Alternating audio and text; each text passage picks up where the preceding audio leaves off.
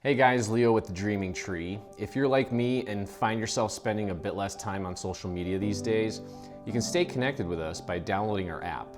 It's available for iOS and Android. Let me take you for a quick spin. First off, I always post news about new releases at the very top of the app under Leo's Diary. There you'll see photos and videos of new paid or free products. You can shop the site and order directly from the app.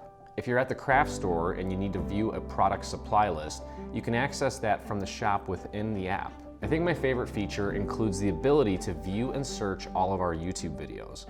When you're ready to make one of our projects, open up your iPhone, iPad, or Android device, search for the video, and you're good to go.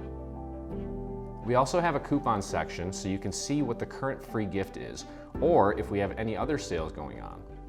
And we also have a supplies section where I list our commonly used craft supplies, including cardstock, inks, glue, and more, with links so you can purchase them quickly. Last but not least is the help section, where you can email, text, or call us for help. Super handy.